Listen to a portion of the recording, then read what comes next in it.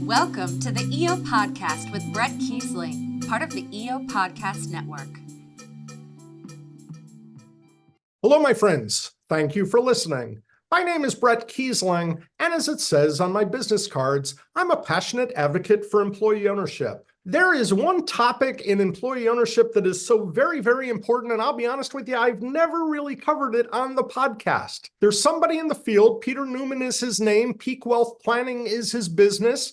Ironically, I've been on his email list forever. For years, I've been getting email updates and all kinds of things, and I recommend you do that too. So many conversations in employee ownership, both here on the podcast, at conferences, and everywhere, is how do we build wealth? Employee ownership, we know, addresses wage inequality and wealth inequality, but I've never had a podcast on what to do with the money as you reach retirement age. And that's actually where Peter Newman's specialty comes in. That's where his expertise comes in. So you may know Peter from conferences. He's a regular speaker at the NCEO and at the ESOP Association conferences. If you're not registered for his email, I suggest you do that. We'll have some information in our show notes, but it is my pleasure to welcome to the podcast Peter Newman. Thank you so much. Thank you, Bret. Very happy to be here today and talk about the benefits of employee ownership towards wealth building and retirement. So it's not just me, Peter. This is kind of almost an overlooked topic. Am I right? Or am I the only one who missed the boat?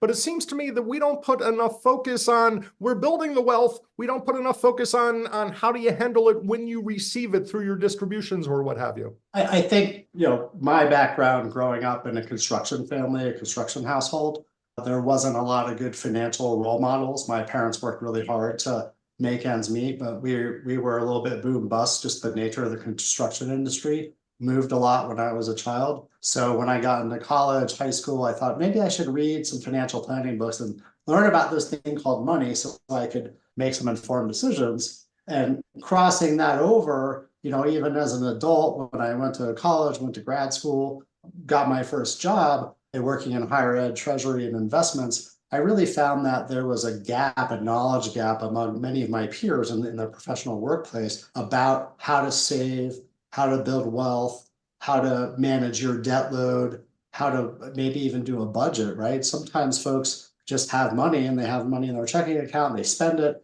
but they don't really think about beyond today or beyond next week, what's going to happen in 10, 20, 30 years. And sometimes you can't get folks to look out that far if they're in their 20s or 30s. But I specialize in working with people in their 50s and 60s transitioning to retirement. And a lot of those folks are really focused on what's going to happen to me if I stop working, if I switch careers, if I do a second act and start a business. So there's a real need for education in this space so folks can figure out how to handle whether it's an ESOP, a large 401k, an IRA, or maybe even an inheritance, how they turn that wealth into what's really important to them. What's important to them might be a dream, it might be a second home, it might be supporting their family, but they're really trying to translate their dreams and goals into how do I make this a reality? Because whether we like it or not, we live in a society where a lot of the things we do require some financial engine to get those things done. And in terms of my background a little bit, I know you asked me about it before the show, I spent 20 years in higher ed treasury, managing investments, banking, and issuing a lot of debt for stadiums and hospitals and other facilities, doing rating agency presentations. We managed banking. We had 75 different bank accounts where we moved hundreds of millions of dollars a week through to make payments and that kind of thing. And about the time I was 48, I had started my wealth building practice in 2014, was doing it part-time. I had been asked by a family to help them that actually had an ESOP. And I ran the business part-time for about 6-7 years. And then my best friend, who was 48 years old, had become CEO of a very large bank, made his pinnacle in his career, and then unfortunately passed away from a heart attack. And I sat back at 48, 49 years old and said, my best friend of 17 years passed away doing something he loved, but maybe he was not taking care of himself as much as he should, maybe a little too much stress. And I looked at what I was doing. The peak wealth planning was starting to take off. We were getting more ESOP and other clients transitioning to retirement, doing wealth management. And I decided to leave my higher ed treasury job after 20 years and focus 100% on helping families transition to retirement, manage their ESOP wealth, transition that into income, and then all the other pieces of planning that we can talk a little bit about today that go into that. That makes a lot of sense. So you came about this almost holistically, where just all of your experiences pointed you into this direction, and suddenly the pieces made sense. Your investment experience, and we could, and we won't, but we could do a whole podcast on what it takes to do the collegial investing or the, that sort of thing. But your experience, I wasn't aware of running and helping to run an employee-owned company, certainly framed your view. And ultimately, Peter, and we'll get into the topics, but ultimately, your expertise is applicable, generally speaking, to anybody in the age groups that you would set, 50 or 60. You choose to focus it on the employee ownership space because I imagine a couple of reasons. As we've said, there aren't a whole lot of people doing this. And I've been doing the podcast 7 years. This is my first topic explicitly on this issue.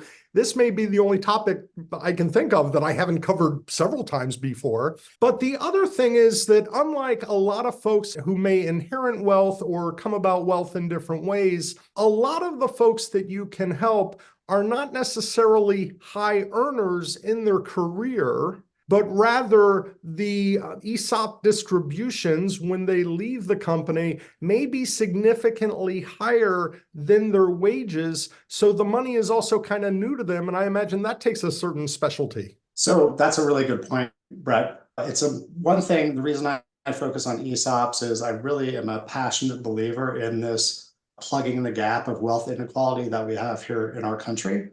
The second piece, you hit upon it. One of my very first clients back in 2015 was a woman that had worked at Amstead, which is a global rail car manufacturing company, had worked at Amstead for 30 plus years. When she left Amstead, she was making maybe $80,000 a year. She was in the corporate office in Chicago, but her ESOP wealth was north of $3.5 million. She also was a very disciplined, what I call super saver, saved regularly in her 401k, was very forward thinking, managed her household budget well. But this ESOP balance plus her 401k balance, when I met her, I think she had about $6 million in assets. So when she transitioned into retirement, which we did over a couple of year period, kind of planning how we were going to do taxes down the road, how we're going to get estate plan done, and then really figuring out what's her retirement budget, what are her desires, right? Does she want to buy a second home? Does she want to fund a grandkid's college? Does she want to set up trust for her adult children? And really kind of thinking through those things, but doing all that planning, I find it personally, because I'm just a curious person, I find it very fascinating to learn about the ESOP, the distribution rules, how the taxes work. So that part was intriguing to me. But then this whole idea that she could wind up with a retirement income of 2 to 3 times what she was making when she left her job, and then really coaching that individual. And this is true of any individual that has such a huge uplift later in life and in income, is there's really a mental framework shift you have to make about,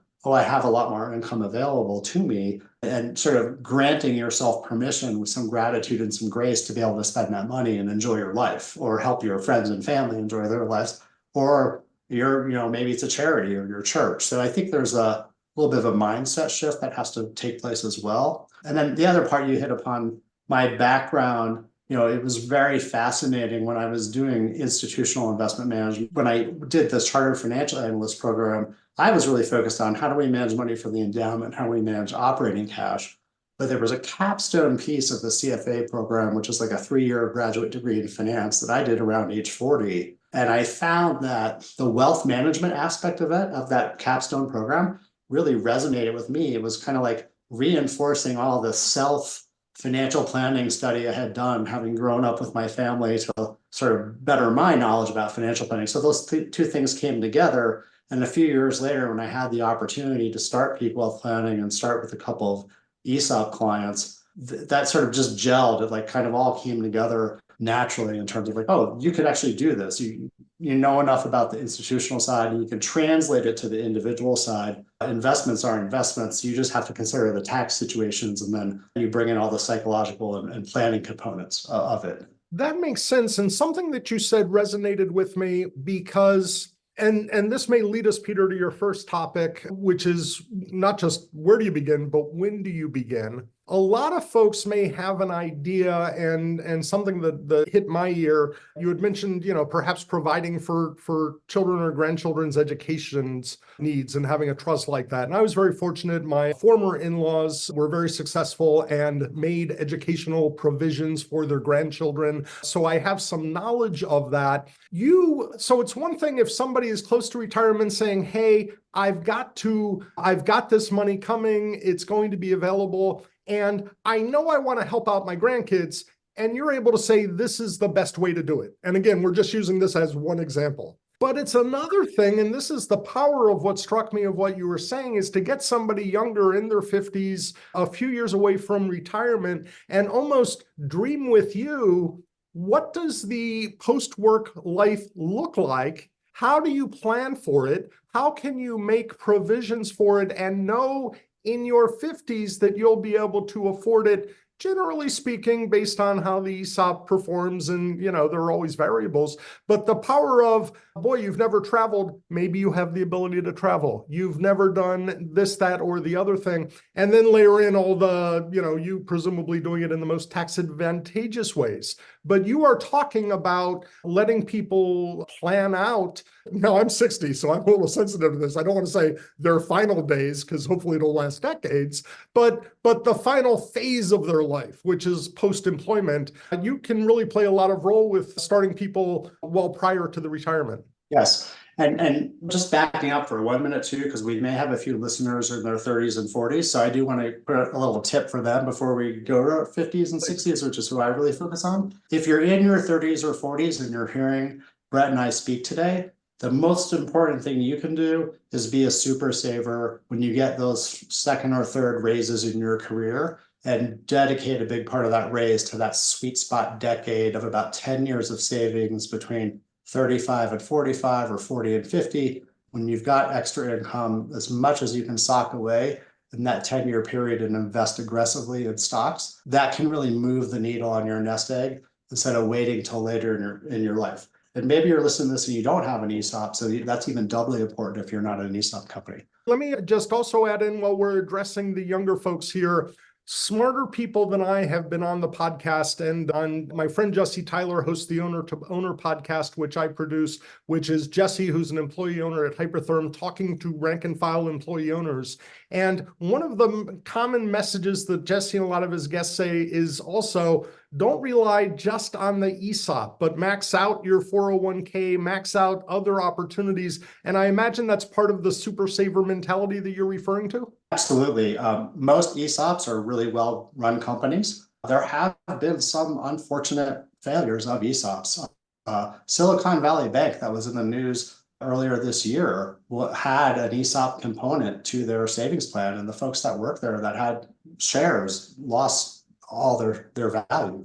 So it's not common that there's ESOP failures, but it can happen. We've seen it in other public companies. Enron, to name one, Blockbuster, which, obviously many of us know Blockbuster. So there can be failures. So I always advise folks, no matter where they are, to also save in your 401k or on your own an individual retirement account, or consider the other member of your household, if there is one, that they're saving. So even if your ESOP's doing really well, it's not always the best idea to rely 100% on it.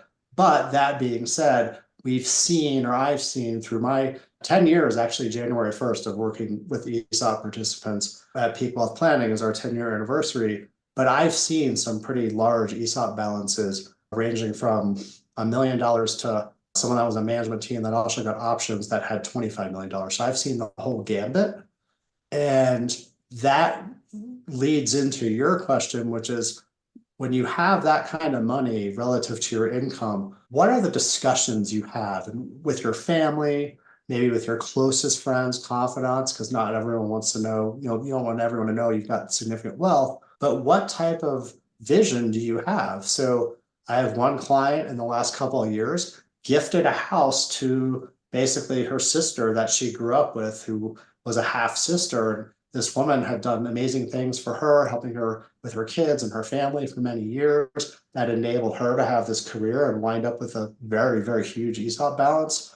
And so it was really important to her to do this gifting to someone important in her life. And then the other thing is, do you want a second career? Do you want a second transition? So that woman and her spouse decided when they left their working regular job and got their ESOPs payouts, they were going to experiment or dabble in being real estate investors. And that is an interesting journey that they're going along right now. And they're finding that maybe there's a little bit more headaches in running Airbnbs than they had originally imagined. Part of my job as an advisor is to coach, and I caution them to slow their roll a little bit and not acquire too many properties too soon.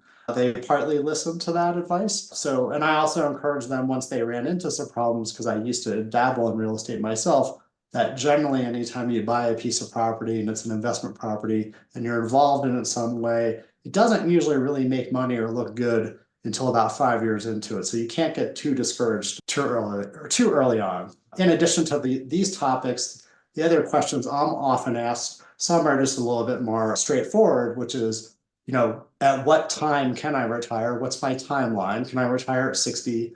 Can I retire at 65? Can I retire at 67? So when's a good time to retire? Related to that, questions come up. Well, if I want to retire at 60, that's before Medicare. So for example, how much it might cost me to buy private health insurance for 5 years? And how do I plan with that before Medicare age? The other piece is we were talking about some people with larger ESOP balances. I've worked with folks with more modest ESOP balances. So the question they'll have is, I was making $80,000 a year and I'm retiring. Can I afford to pay myself from all my accumulated accounts $80,000 a year? And by the way, Peter, help me think through, will my expenses change in retirement? I mentioned the gap if you retire before Medicare age. We also see folks that say, well, maybe they've been paying down their mortgage and their $1,100 a month or their $2,500 a month or their $4,000 a month mortgage is paid off at 63 or 65. And then all of a sudden they've got a bunch of extra room in their budget they weren't aware of. Now, the great thing is they've got extra room in their budget, but what we often see, we have the go-go years when people first retire, spending often spikes up when people first retire, which is great. They enjoy themselves. Lots of travel usually, not always, but maybe lots of travel or a new hobby. So sometimes we'll see an uptick in expenses. We've also seen, and I'm sure you've heard of this, the sandwich generation, right? We'll have folks that maybe they had kids a little bit later in life. They've got kids that are high schoolers or junior high, maybe going into college, even though this individual, my client's retiring.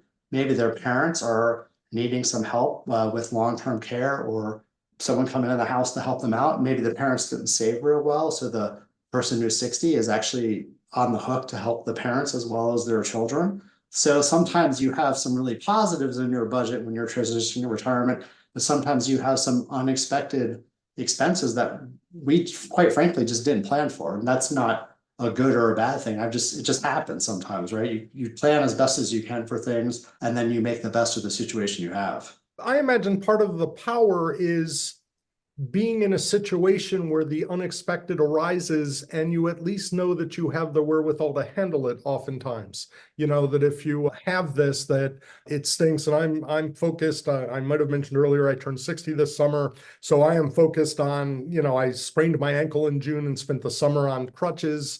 And, there's a little bit of, and basically my health is fine. So I don't want to turn this around, but it's like, boy, could this fall take out a hip? Could it do whatever?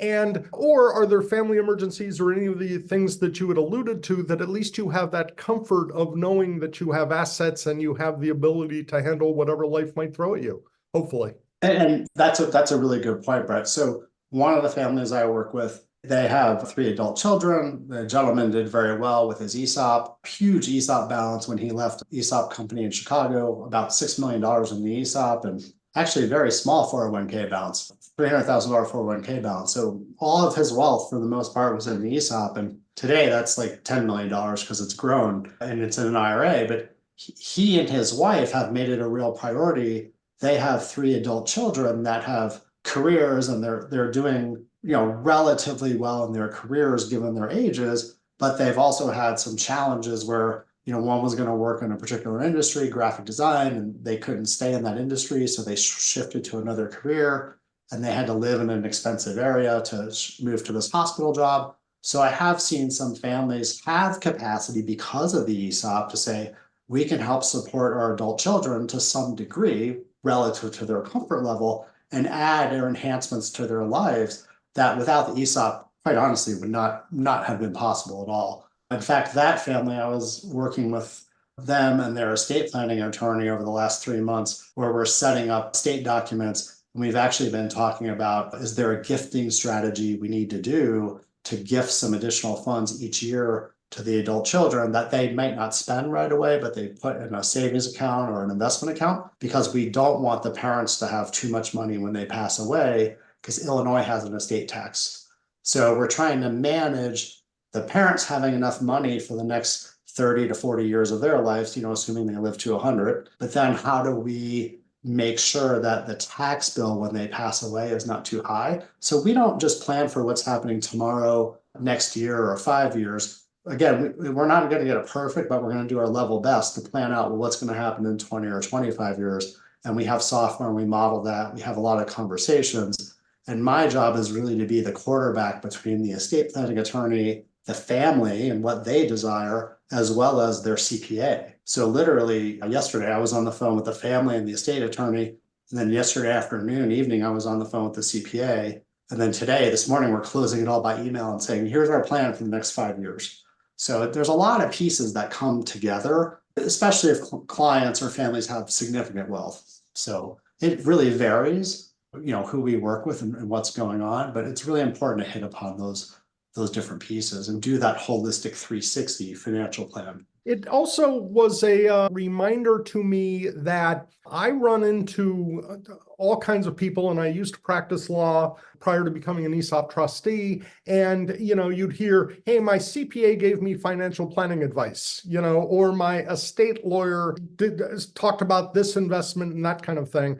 And I just want to differentiate. They might have seen and experienced any number of things in their careers and may well be competent, but you want to talk for the financial planning to be with somebody like yourself, not somebody who does it as and I guess I'm speaking definitively when it should be a question, but not somebody who is a CPA and runs an accounting practice and also gives a little bit of investment advice. You really want that expertise at these higher levels to make sure that you're getting the most up-to-date sound advice. Is that correct? I think that's a fair statement, Brett. I am a fiduciary, so I have a fiduciary responsibility to act in the best interest of the families I work with and do the research for them on a particular topic. That being said, if there's something I don't understand or I want to double check on, I'll pick up the phone and call the CPA, or I'll pick up the phone and call the estate attorney. My expertise is the investments, how much money is in the account, how much you can spend. I will say that definitely come from a higher ed background, PhD, CFA, had a lot of education. I'm constantly learning. I went a couple of years ago and took the Chicago estate planning course for 6 weeks, not because I was going to become an estate planner, but I wanted to ask better questions of the estate planning attorneys I work with to do a better job for my families. But I've worked with some estate planning attorneys the last couple of years that have taught me so much about irrevocable trust and taxation. And so I feel like there's a back and forth, but at the end of the day, it's my fiduciary responsibility to say, this is how you should invest the money that's in your IRA, that's in your 401k, that's in your ESOP. This is when you should take Social Security. I give that fiduciary advice, and ultimately it's up to the client to say, yeah, I accept that fiduciary advice, or they may want to check with their CPA, and I'm happy for them to do this. Double check with your accountant, make sure the advice I gave you on the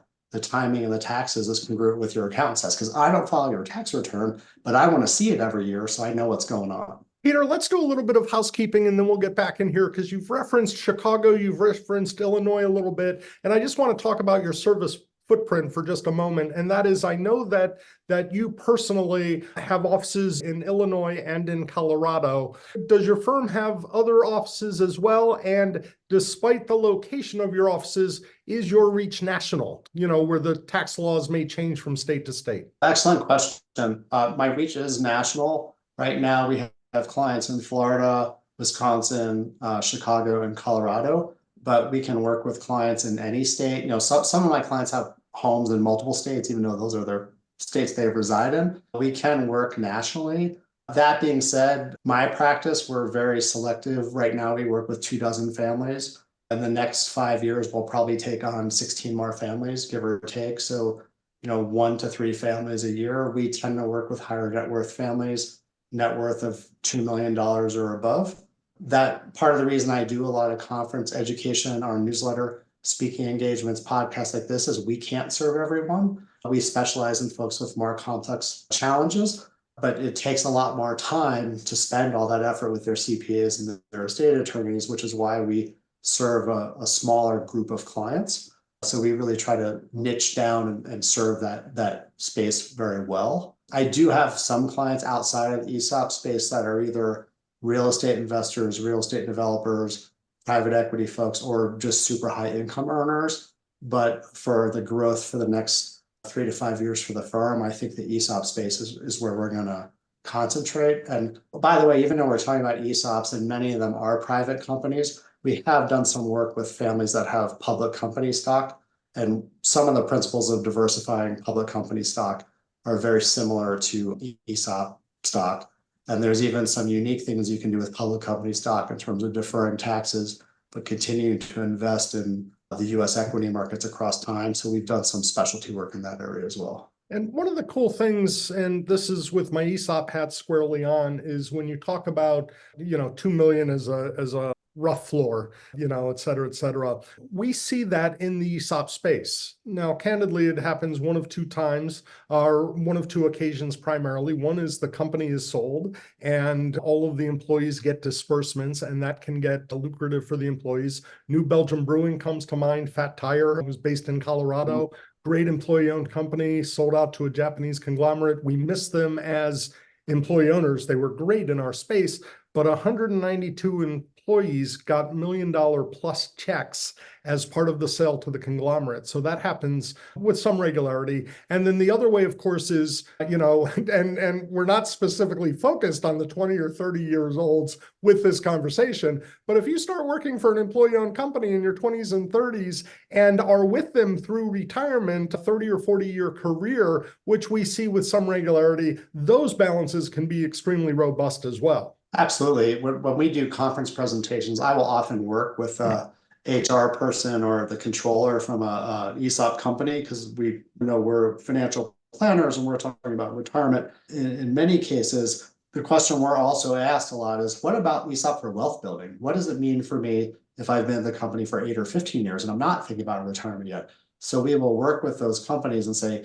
give a snapshot of average ESOP and 401k balance for cohorts of employees at age 35, at age 45, and we'll build some stories and vignettes based on actual data. So the ESOP, when we're talking about it at a conference, is real, and the wealth building aspect is real for that individual who's 45 years old. Why might that be important, Brett? Well, maybe they have a lifelong dream of starting a business, and their ESOP has done really well, and they've been at that company from 28 to 45 years old. They have 17 years on the ESOP, and all of a sudden they have a $800,000 ESOP balance. Their company might pay them out, over 4 years if they leave at 45. Yeah, they'll have some tax penalties and a little bit of a tax hickey, but that may give them the ability to start a business that they never would have been able to start but for the ESOP. So I think it's important, even though my practice was a lot focused on people, heading into retirement.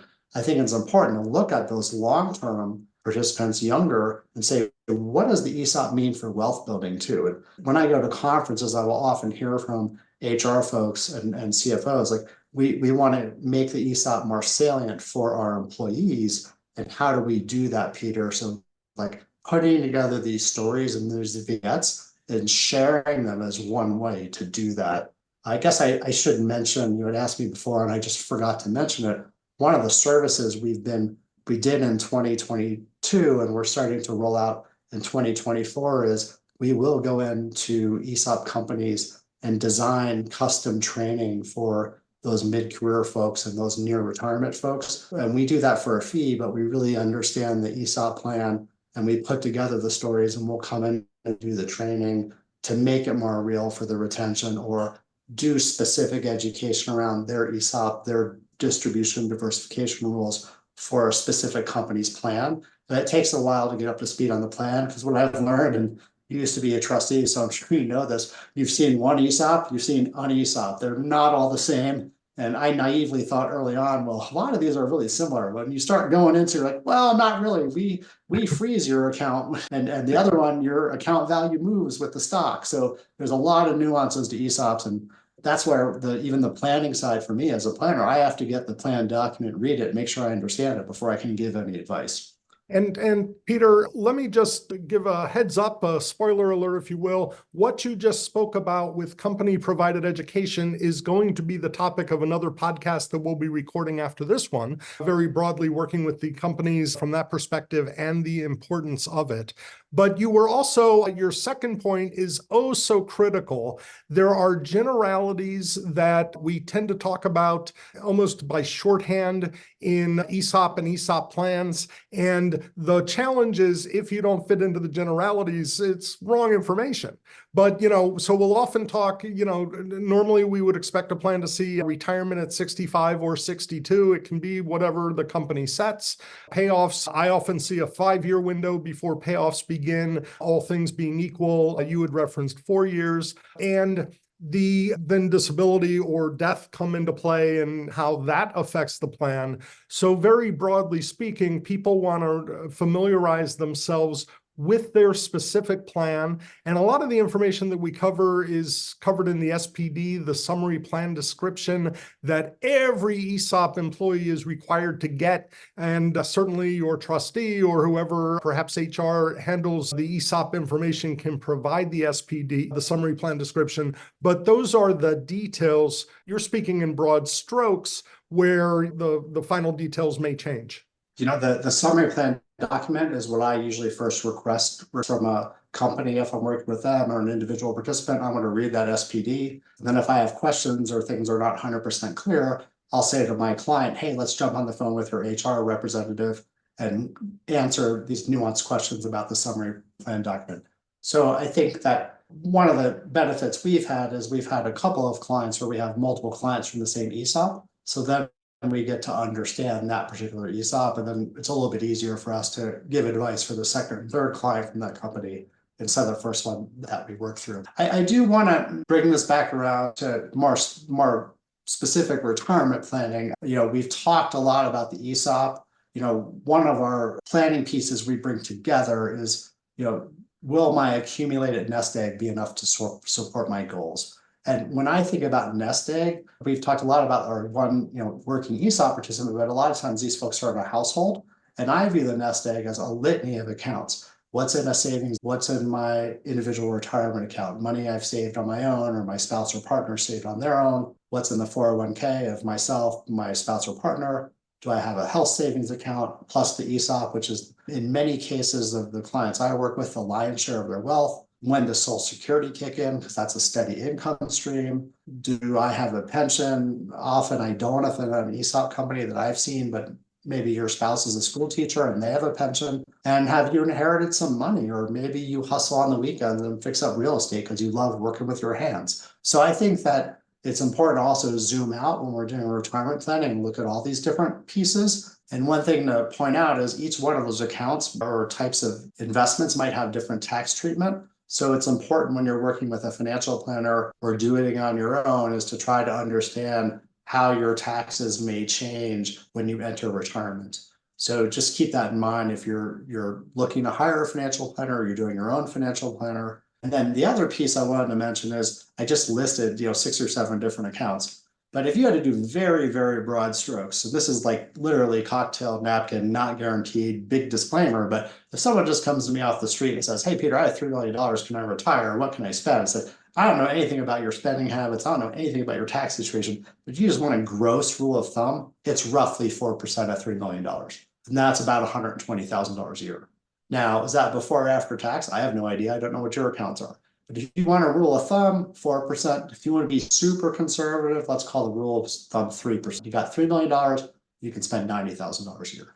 So you might want to be more conservative if you have a lot of unknowns or unexpecteds coming up. If you're really solid and you've also got a pension or Social Security, then maybe that 4% is fine. Maybe you can even go a little higher, 4.5%. It really just depends on your unique situation. But I like to paint the picture so people at least have an idea. And by the way, if you're 30 years old or 35 years old and you're listening to this, think about that in terms of blocks, right? You've got your ESOP block, your IRA block. If your ESOP's $500,000 and your IRA is 500,000 or your 401k is 500,000, so half and half, generally each account's going to generate half of your retirement income. So just to give a little bit of an insight into retirement income forecasting at a very high level, that's how those blocks fit together.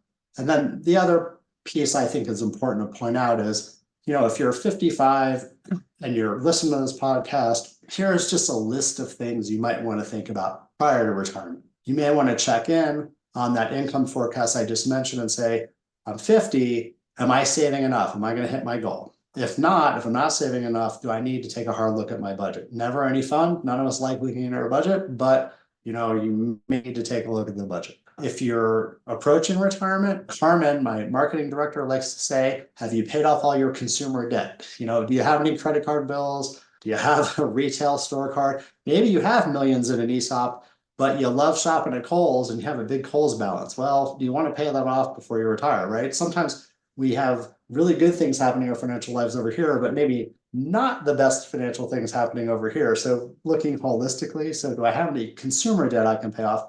And we see consumer debt, retail, automobile, a little bit different than a mortgage, right? Most of us need a place to live. That's the other piece. Is my mortgage going to be paid off around the time I retire, or am I going to buy a second home? So two balancing acts of housing. Have my adult children fully launched? Earlier in the podcast, I mentioned people that help their adult children. Some other parents like, I'm done, you're out, you're on your own, right? So it really depends on that. And then the other piece is taxes. If I'm 60 and I stop working and I don't have to take any distributions till I'm 75, can I do some Roth conversions, save on my taxes across my lifetime? And then we've mentioned the ESOP, concentrated stock, builds a lot of wealth. Do you need to diversify your stock and change your investment mix? Diversification often preserves wealth. And then the most important thing, I think, if you're nearing retirement and you haven't actually retired, is to really think about, there's a lot of articles have been in the Wall Street Journal in the last year about this, is how are you going to spend your time if you were at your job for 35, 40, 45, 50 hours a week? That's probably the most important one. The financial piece we can work out on, but what are you going to do socially? Are you going to take up new hobbies? We don't want folks depressed or unhappy in retirement or shortening their lifespan because they don't have a purpose. What's the Japanese word? Ikigai. So I think it's really important also to do some self-reflection. This may not be my specialty. I'm happy to talk with clients about it, but really look at how does your life picture look when you transition? And that opens up a whole nother set of options for people depending on those choices. I love that, Peter, because you started the podcast with references to how do you proceed with grace and gratitude. And you've just now talked about creating a meaningful existence a little bit. And certainly it takes some financial capital to do that, although you can live a very meaningful life with grace and gratitude, without significant dollars. There are plenty of people who aren't rich who find meaning in their life. But I love the fact that the conversations aren't just what's the balance, but what you're really saying is how are we going to map out the next phase of your life? And that's just a really beautiful thing. Yeah, it's really fun to help people along that journey. I have an ESOP client right now who's approaching age 60, and she's thinking she's going to be at her company having been 25 years this spring. We're talking for her is she might shift out of what she does to managing a gym because she's super into physical fitness and super into body improvement and helping others. So she's thinking about a second act, and potentially having her ESOP balance plus what she saved in her 401k will allow her to leave, take a different job that challenges her differently for 5, 7, 10, 15 years, and still let her ESOP move to an IRA, build up wealth while she's still working until she hits at least Medicare and Social Security age, and maybe even longer if she enjoys that, let's call it second act. So I think it's important to recognize that there's many things we can do, and to recognize too, Brett, you hit the nail on the head. We've talked about some large ESOP balances in the podcast today. I do want to make it 100% clear that there is no problem. People can retire with Social Security and $500,000 in a 401k and, $100,000 or $200,000 in an IRA and have a very meaningful retirement. It just means you might make different choices in how you spend your time, or you might travel a little bit less. But there's lots of things, and as you know, hundreds, if not thousands, of communities around the U.S. where you can retire well and meaningfully contribute to your church or your community or your family without having the kind of dollars we're talking about. I think it's important to recognize that as well. And similarly, Peter, obviously our goal, our mutual goal for the podcast is that you attract some of the right individuals to your practice, but there are plenty of folks in the space. Just because you don't focus on $500,000 or $600,000 net worth, there are plenty of folks in your space who will work with people like that as well. So the advice that you're giving is spot on. You won't necessarily, it doesn't fit your business model to take, clients in the quote unquote lower range. Right. It's funny, $500,000 isn't what it used to be. But at the same time, there is certainly competent professional advice that people can get. Yeah. And then folks can, you can call Vanguard and talk to Vanguard. They have a financial planning division now. So if you're in that range, that would be one place you could talk to. That's not an endorsement or a recommendation. They're just a low-cost mutual fund provider. So that's one option, but there's many other options out there. You can talk to Fidelity. You can do a search for CFP, Certified Financial Planner near me, and look for someone with the CFP designation. So there's lots of options too, for sure. Peter, I want to thank you for your time and expertise. There's a whole other range of topic that we didn't get to today that we're going to add in a new episode, and that's going to be the mechanics of diversification and some of the things that you should look at as you're approaching retirement age. And we'll include that as a second episode from you. And again, as we mentioned earlier in this episode, we're also planning to have a third episode that is what companies can do for financial literacy, if I'm using that word correctly, on the home front. And what I love about that topic is that employee-owned companies spend so much time, the vast majority of them, on some level of open book management, on some level of sharing the financials, that it's very natural extension in my mind to say, hey, we're going to have a program that will teach you how to do this at home as well. And when you talked earlier very briefly, and this will be a whole episode, but what's your life going to look like 10 or 20 or 25 years after you retire? Well, companies are doing that very generally with long-range planning as well. So we're going to do an episode where you're just going to use some of those tools and bring it to the individual. So we've got 2 more episodes coming up. Peter, thank you so much for your time today. This was just a great conversation and very informative. Thank you, Brett. I enjoyed it very much. And as a parting wisdom for your listeners today, I think it's just really important to be retirement ready wherever you are in your journey. Forecast your retirement income and budget, and consider doing this on your own or hiring a planner, but try to do and cover the range of topics we've talked about for yourself, because it's really important to look at these things and try to avoid surprises and have less stress when you coast into your retirement years. That is a perfect way to sum it up. My thanks to my guest, Peter Newman of Peak Wealth Planning. You can find his contact information in the show notes for this episode. Again, he puts out a very informative email newsletter that I have subscribed to forever, it seems like, and I recommend that you do that as well. And I certainly hope that you will check out the couple of future episodes that we're going to have with Peter in short order on distribution and technical aspects of retirement, and then in the company education. So my appreciation, my thanks again to Peter Newman. My thanks to Carmen, his marketing director, who kind of helped facilitate everything. I'm always grateful for the marketing folks who bring me guests.